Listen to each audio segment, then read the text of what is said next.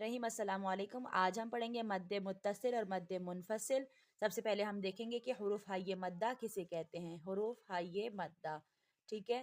तो अलिफ मद्दा, वाव मद्दा और याय मद्दा। जब भी हम देखेंगे कोई ऐसा अलिफ जिसके माक़बल ज़बर की हरकत हो, चाहे कोई भी हर्फ हो लेकिन ज़बर की हरकत हो, जैसे बा ज़बर बा कर दें, ठीक है, बा ज़बर बा, तो ये क्या बन जाएंगे, ये अलिफ मद्दा की कंडीशन बन जाती है। वाव मद्दा, जब भी हम किसी ऐसे वाव को देखेंगे जिसके माक़बल पेश हो, चाहे कोई भी हरकत हो, मैं यहाँ पे बा ही लिख देती हूँ, तो ये बा वाव पेश बन जाएगा बू, तो ये है वाव मद्दा। और या मद्दा किसे कहते हैं, जब भी या के माक़बल कोई भी हर्फ हो उसके नीचे ज़ेर हो, मैं यहाँ पे बा ही ले रही हूँ, ठीक है, तो ये क्या बन जाएगा, बा या ज़ेर बी। तो ये बा अलिफ मद्दा, बू वाव मद्दा और बी जो है वो याय मद्दा है, ठीक है। तो इनको हम कहते हैं मद्दे असली, सही है। अब जब भी मद्दे असली के बाद अगर दो सबब आ जाएं, यानी हमज़ा आ जाए, अब हमज़ा ऐसे भी लिखते हैं और ऐसे भी लिखते हैं, यानी अलिफ हरकत वाला, तो इसको हम हमज़ा कहते हैं, ठीक है। या तो हमज़ा आ जाए या फिर सुकून आ जाए, ठीक है, सुकून यानी कि जज़म आ जाए, तो फिर मद्दे फ़रई बन जाती है। मद्दे फ़रई जिसको बड़ी मद कहा जाता है। अब मद्दे फ़रई में दो इक़साम है, या तो वो मद मुत्तसिल होती है, ठीक है, या फिर वो मद मुनफसिल होती है। या तो मुत्तसिल होती है या मुनफसिल होती है। मुत्तसिल का मतलब होता है मिली हुई मद, और इसकी जो हरकत है वो 3 से 4 के बराबर है, ठीक है। और जो मुनफसिल होती है उसको हम कहते हैं फासले वाली मद, और इसकी जो हरकत है वो 5 से 6 के बराबर है, 5 से 6 के बराबर है। तो ये मिली हुई और ये फासले वाली। आइए देखते हैं कि कैसे कलमे में मुत्तसिल और मुनफसिल को हम पहचान सकते हैं। तो अब यहाँ पे मैं एक कलमा लिखती हूँ, ये देखें जा आ, ठीक है, या एक और लिख दूँ बा आ, या एक और लिख दूँ राहुमा, सही है। ये मैंने यहाँ पे 3 कलमे लिखे हैं। आप यहाँ पे नोट करेंगी कि ये कलमा पूरा एक ही है, एक ही लफ्ज़ है ना। जीम अली ज़बर जा, ये हमारे पास अलिफ मद्दा वाली पूरी कंडीशन आ रही है, और कलमे के अंदर ही मद्दे फ़रई का सबब मौजूद है, यानी कि हमज़ा। तो क्योंकि ये एक ही कलमे के अंदर दोनों चीज़ें मौजूद हैं, सबब मद्दे फ़रई का और अलिफ मद्दा, ये दोनों एक ही कलमे के अंदर मौजूद हैं, तो ये मद्दे मुत्तसिल हो गई, यानी कि जुड़ी हुई मद। इसी तरह से ये देखें बा, ये पूरा एक ही कलमा है, और ये अलिफ मद्दा की कंडीशन हमारे पास मौजूद है, और साथ में कलमे के अंदर ही मद्दे फ़रई का सबब मौजूद है, तो ये भी मद्दे मुत्तसिल, ठीक है, मुत्तसिल। अब ये देखें रखुमा, ये एक ही कलमा है, और यहाँ पर मीम अलिफ ज़बर माँ, ये अलिफ मद्दा और ये हमज़ा, एक ही कलमे के अंदर दोनों चीज़ें मौजूद हैं, तो क्या हो गई, मुत्तसिल हो गई। अब मैं यहाँ पर एक और लफ्ज़ लिख रही हूँ, वमा अदराका, ठीक है।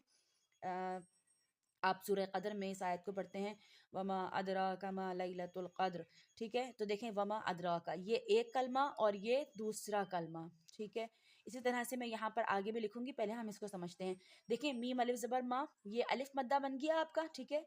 मा इसके ऊपर ज़बर है ना, हमने पढ़ा था कि कोई भी ऐसा अलिफ जिसके माक़बल कोई भी हर्फ हो और उसके ऊपर ज़बर हो, तो वहाँ वो जो कंडीशन है वो अलिफ मद्दा की बन जाती है। देखें ये अलिफ मद्दा की कंडीशन है, और इसके बाद ये फासला, क्यों फासला है, क्योंकि अब अगला कलमा शुरू, एक कलमा ख़त्म हुआ, अगला कलमा शुरू हुआ, अगले कलमे का स्टार्ट हमज़ा से, अदराका है ना, ये हमज़ा से स्टार्ट, तो वमा अदराका। अब पता चल गया आपको कि ये जो माँ है ये अलिफ मद्दा है, और माँ के फ़ौरन बाद जो है वो हमज़ा है, लेकिन फासले से, क्योंकि अगले कलमे में है, तो इस फासले ने मद तो बनी, मद्दे फ़रई का सबब तो आपको नज़र आ गया कि अलिफ मद्दा के बाद हमज़ा है, लेकिन कौन सी मद बन गई, ये मद्दे मुनफसिल बन गई, ठीक है, ये मद्दे मुनफसिल बन गई।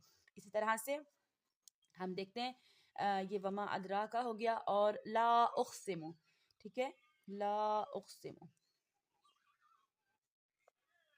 ला उक़सिमु बिहाज़िल बलद, आप पढ़ते हैं सूरह बलद में, तो देखें लाम अलिफ ज़बर ला, ये अलिफ मद्दा वाली आपको सूरत हाल नज़र आ रही है, ये अलिफ मद्दा बना हुआ है, और इसके बाद दूसरा कलमा किससे स्टार्ट है, हमज़ा से स्टार्ट है, तो मद्दे फ़रई का सबब आपको नज़र आ गया, अलिफ मद्दा और उसके आगे हमज़ा, यानी मद्दे फ़रई बन गई। लेकिन क्योंकि ये एक ही कलमा नहीं है, ये दो अलग कलमे हैं, तो यहाँ पे मद्दे फ़रई तो बनी लेकिन फासले से बनी, इसलिए ये कौन सी मद होगी, ये मद्दे मुनफसिल होगी। मैं उम्मीद करती हूँ कि इस वीडियो से आपको मद्दे मुत्तसिल और मद्दे मुनफसिल को समझने में आसानी हुई होगी। वस्सलामु अलैकुम। کہ ہم مد فرعی پڑھ رہے ہیں اور اس میں متصل اور منفصل کی اقسام دیکھ رہے ہیں. اچھا یہاں پر میں نے یہ 3 کلمے لکھے ہیں. یہ ہے ہمارے پاس ہا اولائی، یہاں پر ایک حمزہ ہوتا ہے پیش والا، ہا اولائی اور ہا انتم اور یا ایہا الذین. ٹھیک ہے، تو ہم ان کے بھی مد کو پہچاننے کی کوشش کرتے ہیں. ہا اولائی میں مد منفصل اور مد متصل دونوں آتے ہیں. آئیے ہم سمجھتے ہیں کہ اس میں یہ دونوں کیسے آتے ہیں. یہ اس کا رسم الخط ہے کہ اس کو ایسے لکھا جاتا ہے، حالانکہ یہ ورڈ ایسے نہیں ہے بلکہ ہا الگ ہے. یہ دیکھیں آپ کو اس کے اوپر باریک سا مد بھی نظر آتا ہے، جہاں پر بھی ہا اولائے لکھا ہوا نظر آتا ہے. ہا الگ ہے، ٹھیک ہے، یہ پورا ایک الف مدہ بنا ہوا ہے، ہا الف زبر ہا، اور اولائے الگ ہے. ٹھیک ہے، اولائے الگ ہے. تو پتہ چلا کہ یہ ایک الگ کلمہ ہے اور اولائی یہ ایک الگ کلمہ ہے. جب ہا کے بعد الف مدہ کے بعد اولائی اگلے لفظ میں آیا، اسٹارٹ اولائی سے یعنی حمزہ پیش او سے ہوا، تو الف مدہ کے بعد حمزہ آیا، مد فرعی کا سبب بن گیا. لیکن چونکہ فاصلے سے بنا تو یہاں پر آپ کی مد منفصل بن گئی. کون سی مد بن گئی؟ مد منفصل بن گئی.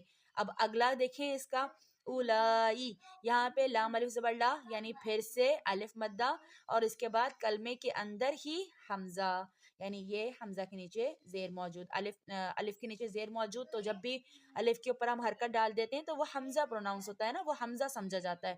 تو مد فرعی کا سبب بنا، لیکن چونکہ یہاں پہ ایک ہی کلمے کے اندر بنا اور کوئی فاصلہ نہیں ہے تو یہاں پر مد فرعی بنی لیکن وہ مد متصل ہوئی. ٹھیک ہے، تو ایک ہی کلمے کے اندر مد منفصل بھی آ گئی. یعنی اب یہ کلمہ ہم اس طرح سے رسم الخط لکھیں تو بظاہر ہمیں ایک ہی نظر آ رہا ہے نا، لیکن یہ 2 کلمے ہیں. ٹھیک ہے، تو یہاں پر مد منفصل بنی اور یہاں پہ مد متصل بن گئی. ٹھیک ہے، یہ ہو گیا ہا اولائے کا پورا. ہم نے اس کو انالائز کر لیا کہ اس میں 2 مد ہیں، ایک منفصل ہے اور ایک مد متصل ہے.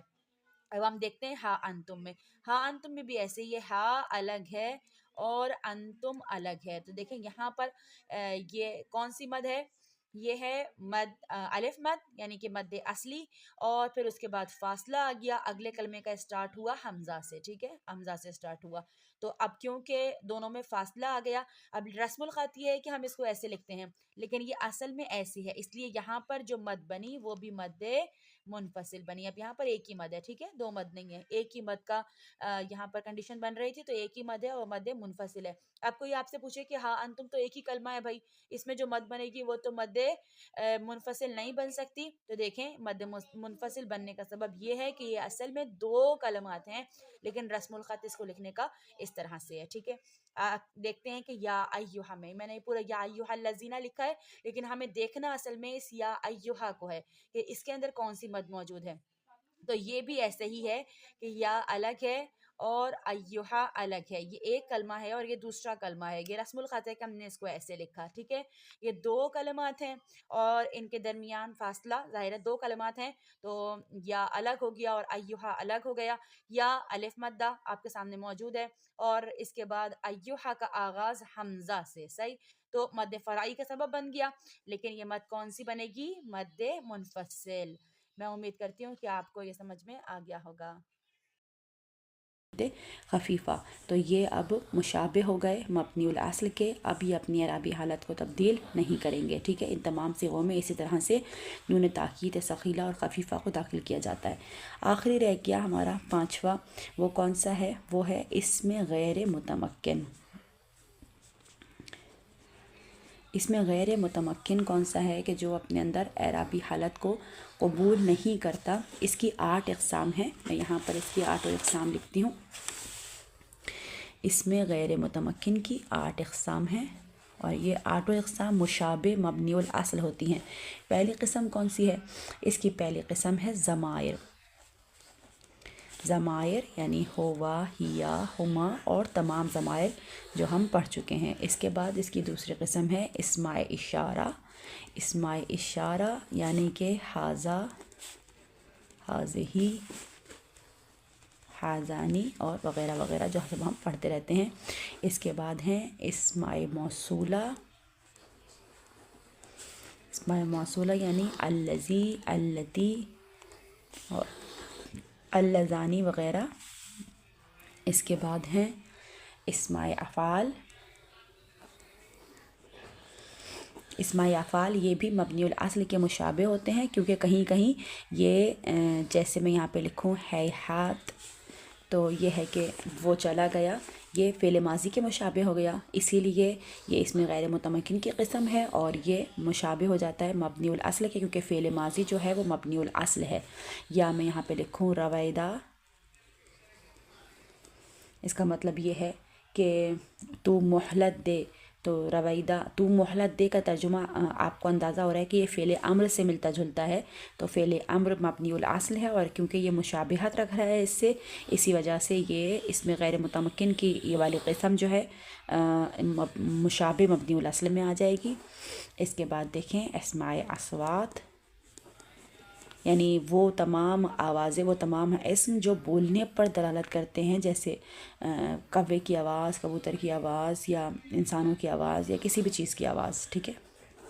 اس کے بعد چھٹا دیکھیں اسماء ظروف، چاہے وہ ظرف مکان ہو، چاہے وہ اس میں ظرف زمان ہو، ہم پڑھ چکے ہیں مفعلون وغیرہ، مفعلون، مفعلون، جو بھی اس وزن پہ آئے گا وہ سب جو ہے اس میں غیر متمکن کی قسم ہوں گے اور مشابہ مبنی الاصل ہوں گے۔ اس کے بعد ساتواں دیکھیں اس میں کنایا، اس میں کنایا یعنی کہ کم وغیرہ جو سوال پوچھنے کے لیے استفہامیہ کے طور پہ استعمال ہوتے ہیں اور عدد کے بارے میں سوال کرنے کے لیے استعمال ہوتے ہیں۔ اور اس کے بعد آٹھواں ہے مرکب بنائی۔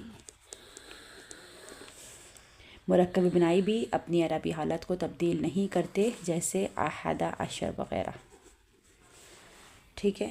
تو میں امید کرتی ہوں کہ یہ مبنی کلمات کی ساری تعریف آپ کو سمجھ میں آئی ہوگی۔ انشاءاللہ کی اگلی ویڈیو کے ساتھ پھر ملاقات ہوگی۔ والسلام علیکم ورحمۃ اللہ وبرکاتہ۔